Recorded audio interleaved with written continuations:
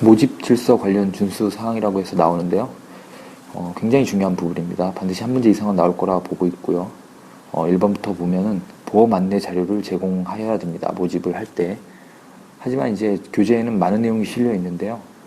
기억하셔야 될 거는 가입 설계서를 생략해도 되는 보험이 있습니다. 어떠한 것들이 있냐? 단체보험, 보증보험, 기업성 손해보험.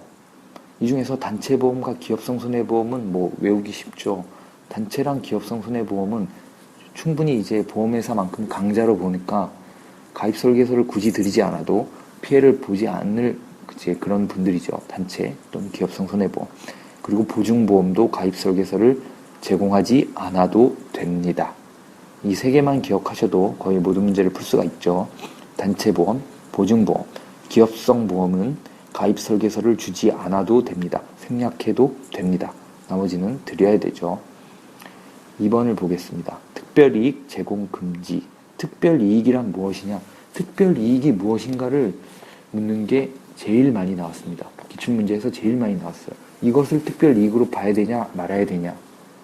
그럼 언제 특별이익이 되고 언제 특별이익이 아닌 정상적인 이제 프로모션으로 보냐. 기초서류. 기초서류가 뭐였죠?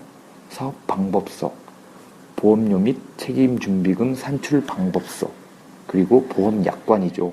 이 기초서류에 의거한 할인, 기초서류에 근거한 할인, 기초서류에 근거한 보험금의 약속, 이런 것들은 특별이익이 절대 아닙니다. 왜냐?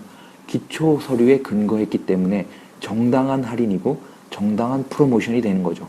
하지만 기초서류에 근거하지 않은 것들은 특별이익이 됩니다. 이거 기억해 두시면 좋고요. 그 다음에 기억하셔야 될 게 바로 이 3만원이라는 숫자입니다. 1년 동안 내는 돈의 100분의 10과 3만원 중에 이보다 많은 금액을 제공하는 경우에는 특별이익으로 봅니다. 하지만 거의 모든 보험이 1년간 내는 보험료가 3만원보다는 많습니다. 그래서 3만원보다 많은 이익을 제공했다. 그 특별이익으로 보는 겁니다. 특별이익을 제공해서는 안 됩니다. 2번이 중요하고요. 3번 경유처리 금지. 경유처리란 무엇이냐면 내가 모집한 계약이 있는데 이것을 타인이 모집한 것으로 처리한다.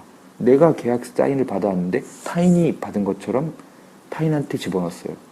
그리고 나서 뭐 수수료를 반띵한다거나 이런 게 바로 경유처리입니다. 또는 남이 모집한 거를 내가 모집한 것처럼 집어넣었다. 계약을. 그런 것도 경유처리죠. 이런 것도 금지되어 있습니다. 네 번째가 무자격자 모집인데요. 무자격자 모집은 경유처리랑 이제 헷갈리시면 안 되는 게 자격이 없는 사람이 보험계약을 모집하면 무자격 모집입니다.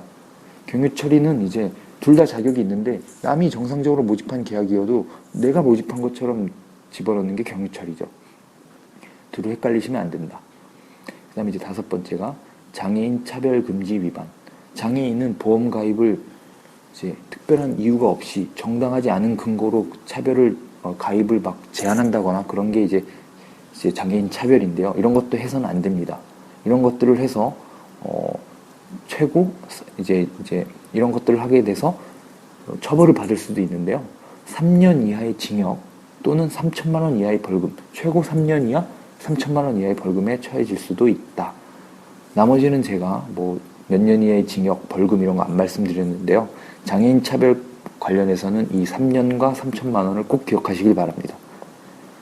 그리고 밑에 이제 장애인 차별 금지법이라고 해서 나오는데요. 이제 같은 얘기입니다. 장애인이 보험 가입하려고 하는데 장애인이라는 이유, 그 이유 하나만으로 가입을 거절한다거나 이러면은 안 돼요. 그런 게 바로 장애인 차별 금지법이에요. 그런데 이거를 어겼어. 어떤 회사가 이걸 어겼단 말입니다. 그러면 국가인권위원회에다가 보험회사가 나를 부당 차별했다 이렇게 신고를 할 수가 있어요. 그럼 국가인권위원회는 시정 권고를 합니다. 니네 그렇게 하면 안 돼 하면서 이렇게 권고를 하죠. 그러다 혼나 이렇게 권고를 하는 겁니다. 하지만 그래도 말을 안 들어요. 그럼 이제 국가인권위원회는 자기들 권한을 넘어섰다고 보는 거죠. 법무부에다가 신고를 합니다.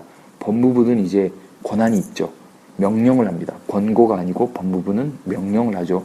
니네 이렇게 안 하면 깜빵 간다 또는 이제 벌금 때린다 이런 식으로 명령을 하는 거죠. 그래도 법무부 장관 말을 안 듣고 장애인 차별을 했어. 그러면 3년 이하의 징역, 3천만 원의 벌금에 처할 수가